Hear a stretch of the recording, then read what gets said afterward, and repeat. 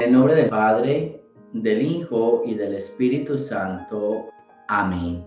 Celebra la Iglesia hoy la memoria de San Juan Bosco, presbítero. Del libro de los Hebreos.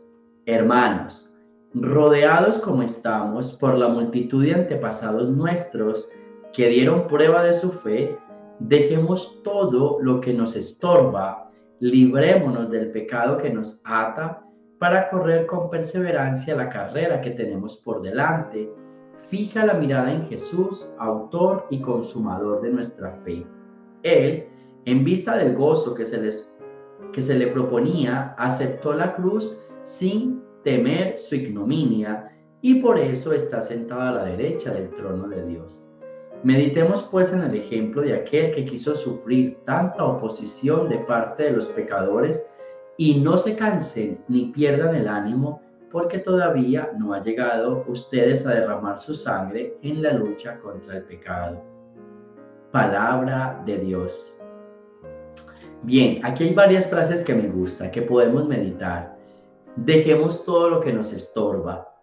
¿Qué nos estorba para tener fe? Acuérdese que la fe es esa disposición para conseguir las cosas, es ese lanzarnos al vacío, es ese temor y temblor. Toda esta semana hemos hablado de fe, la semana pasada las finales, los finales, días últimos hemos hablado de fe. Entonces hoy dice, hey, ¿qué es lo que nos estorba para tener una vida llena de fe? Aléjate de eso que te estorba, de eso que te da miedo, de eso que te quita la paz. Y luego dice, librémonos del pecado que nos ata. ¿Cuál es esa situación de tu vida que te estorba y te ata? Yo creo que uno siempre dice, aumenta nuestra fe. Está bien, aumenta la fe, pero Dios puede aumentar nuestra fe cuando nosotros nos liberamos de ese pecado que nos ata y cuando dejamos aquello que nos estorba. ¿Qué es lo que nos está estorbando? ¿Qué es lo que nos quita la paz?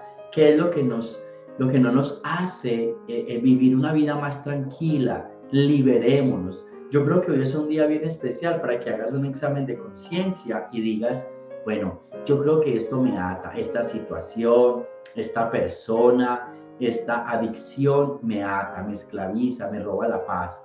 O también me estorba, no me deja avanzar.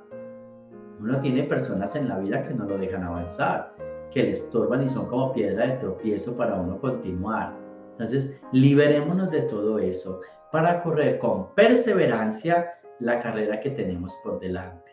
Todos tenemos planes bonitos en la vida, todos tenemos esos deseos de ser felices, de salir adelante, pero en ese deseo de ser feliz, en ese programa de luchar y de salir adelante, se nos atraviesan miedos, se nos atraviesan obstáculos, se nos atraviesan pecados que nos atan.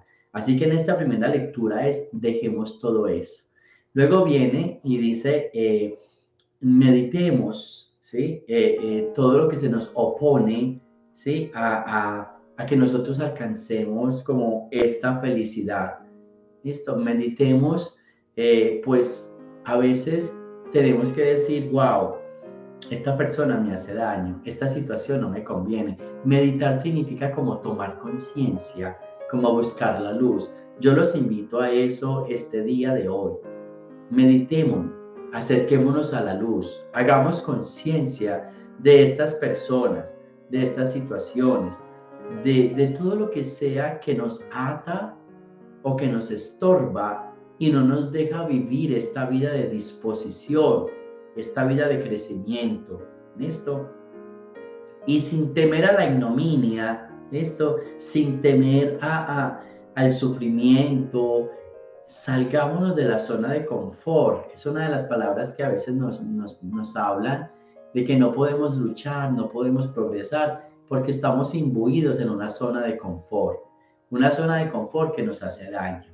Una zona de confort que realmente, o sea, nos es difícil, una zona de confort que por más que nosotros querramos intentar, no vamos a conseguir lo que queremos si seguimos ahí anclados en la zona de confort. Salgámonos de ahí, salgámonos soltando el miedo y aquello que nos ata. Y entonces volvamos a repetir lo mismo de siempre.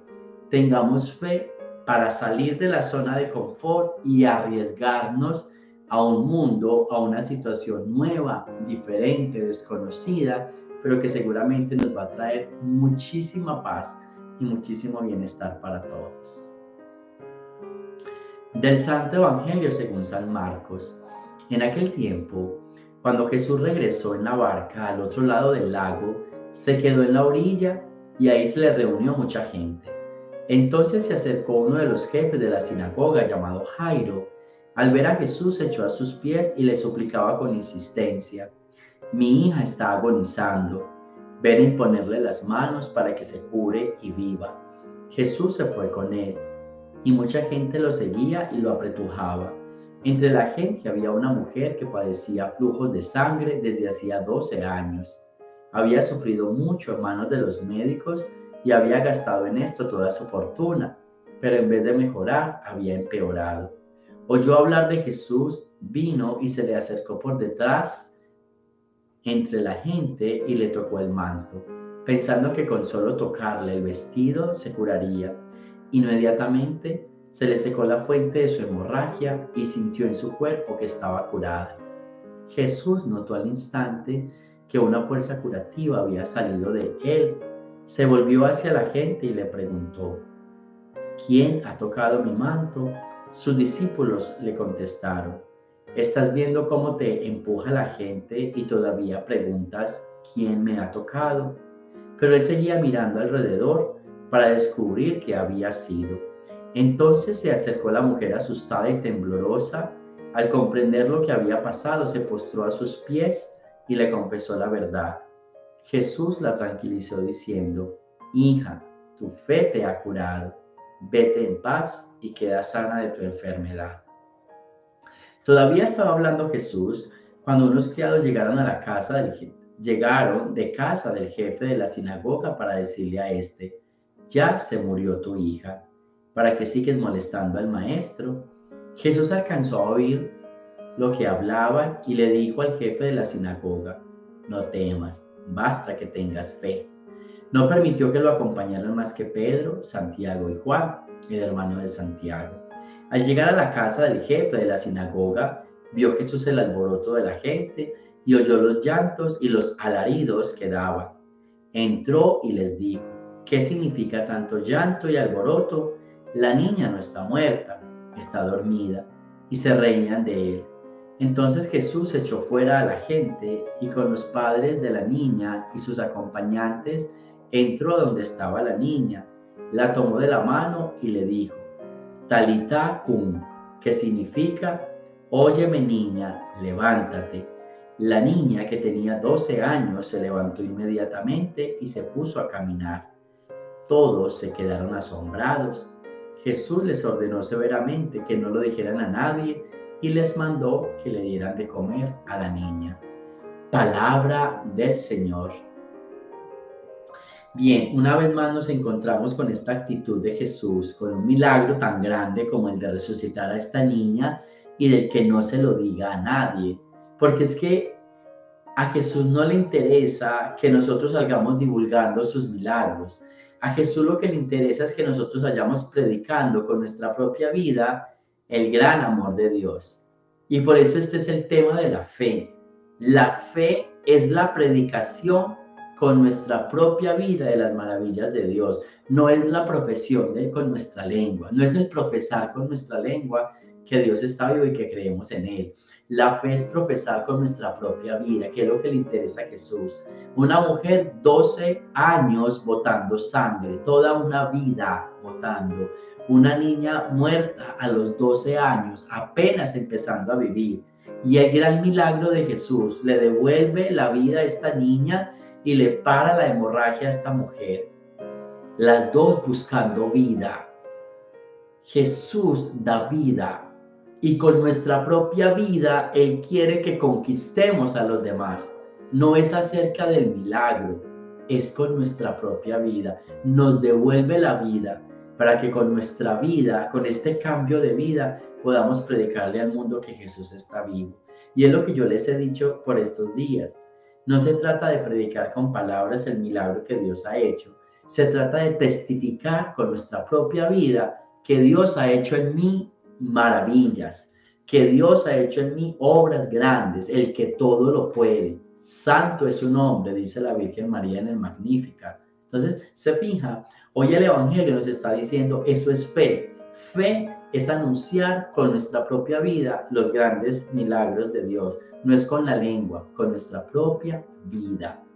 Tu hija no está muerta, no temas, basta que tengas fe, porque la fe es la proclamación del cambio de vida en nosotros. Así que ánimo, que este día el Señor nos llene de esa fuerza, nos llene de esa fe y testifiquemos con nuestra vida ese amor de Dios. Si pasas por momentos difíciles de tu vida, entrégate al Señor, disponte para que el Señor haga en ti maravillas. Y más adelante, con tu propia vida, vas a dar prueba y fe del amor de Dios. Vas a decir en algún momento de tu vida, no era lo que yo pedía, pero el Señor me enseñó un camino mejor. O pasó algo que pedía y eso que me dieron me cambió la vida. Así que ánimo, que el Señor nos bendiga, nos dé la fuerza y nos aumente la fe. O sea, la capacidad de esperar, de creer, de confiar y de anunciar con nuestra propia vida que Dios hace en cada uno de nosotros maravillas.